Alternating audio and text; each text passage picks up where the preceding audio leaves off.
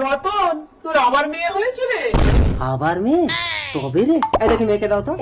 ওগো, তুমি আমার পাঁচটা মেয়েকে জন্মের সাথে সাথে শেষ করে দিয়েছো। তোমার পায়ে পড়ছি, এটাকে আর মেরো না, আমাকে ভিক্ষে দাও। এই ফালতু মেয়ে সন্তানকে মানুষ করে কোনো লাভ আছে?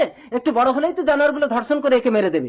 ওর কপালে যা আছে তাই হবে, তুমি কেন পাপ নিচ্ছ গো? ঠিক আছে, থাকো তুমি তোমার মেয়ে নিয়ে, আমি আরেকটা বিয়ে করতে চললাম। আমার ছেলে সন্তান চাই। যেও না স্বামী। বেরিয়ে যা বাড়ি থেকে। মদ খেয়ে স্কুল ছাত্রীকে ধর্ষণ করে হত্যা করেছিস। তোর মতো ছেলেকে পাওয়ার জন্য কি আমি আরেকটা বিয়ে করেছিলাম? ওগো, এই সন্তানের জন্ম দিতে গিয়ে তুমি তোমার নিজের প্রাণকে হারিয়েছো। সন্তানের জন্ম দিতে গিয়ে মা মারা গেলে তার জন্য কখনো সন্তান দায়ী হয় না গো।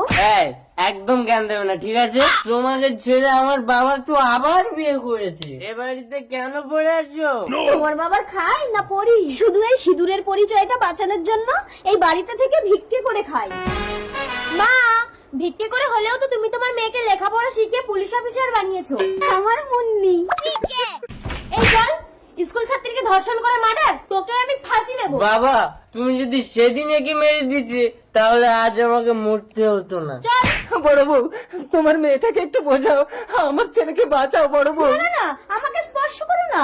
অন্যায় যে করে আর অন্যায় যে সহে, তবু ঘৃণা তারে যেন তৃণ সমদহে। নিয়ে যা মুন্নি, চল ফাঁসির মঞ্চে। বাবা, তোর ছোট ভাই রে মুন্নি। বড় বউ, একটু দেখো না। আর আমার উপরে যে অত্যাচার তুমি করেছো তার শাস্তি এই শেষ বয়সে তুমি একদম একা। আদালত এই ধর্ষণ মামলায় আসামিকে ফাঁসির আদেশ দিয়েছে।